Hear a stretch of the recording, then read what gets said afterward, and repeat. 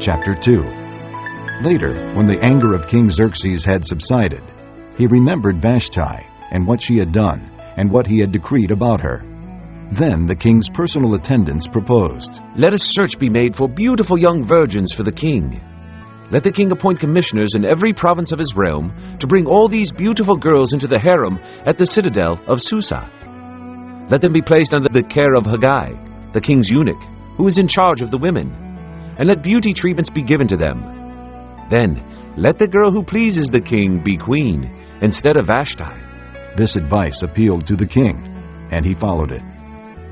Now there was in the citadel of Susa a Jew of the tribe of Benjamin, named Mordecai, son of Jair, the son of Shimei, the son of Kish, who had been carried into exile from Jerusalem by Nebuchadnezzar, king of Babylon, among those taken captive with Jehoiakim, king of Judah. Mordecai had a cousin named Hadassah, whom he had brought up because she had neither father nor mother. This girl, who was also known as Esther, was lovely in form and features, and Mordecai had taken her as his own daughter when her father and mother died. When the king's order and edict had been proclaimed, many girls were brought to the citadel of Susa and put under the care of Haggai. Esther also was taken to the king's palace and entrusted to Haggai, who had charge of the harem. The girl pleased him and won his favor. Immediately, he provided her with her beauty treatments and special food. He assigned to her 7 maids selected from the king's palace and moved her and her maids into the best place in the harem. Esther had not revealed her nationality and family background because Mordecai had forbidden her to do so.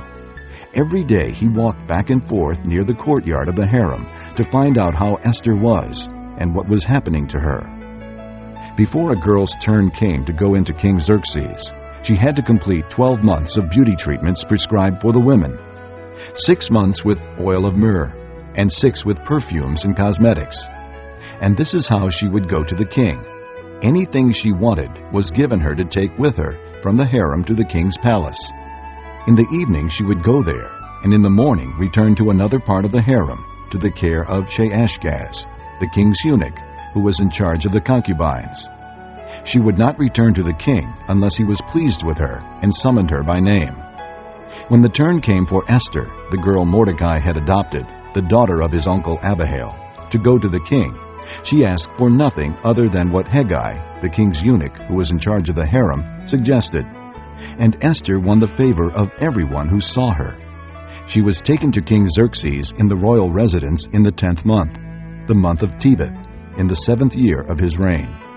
Now the king was attracted to Esther more than to any of the other women, and she won his favor and approval more than any of the other virgins. So he set a royal crown on her head and made her queen instead of Vashti. And the king gave a great banquet, Esther's banquet, for all his nobles and officials. He proclaimed a holiday throughout the provinces and distributed gifts with royal liberality. When the virgins were assembled a second time, Mordecai was sitting at the king's gate.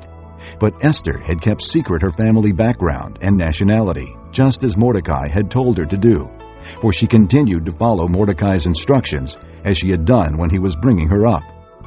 During the time Mordecai was sitting at the king's gate, Bigthana and Teresh, 2 of the king's officers who guarded the doorway, became angry and conspired to assassinate King Xerxes.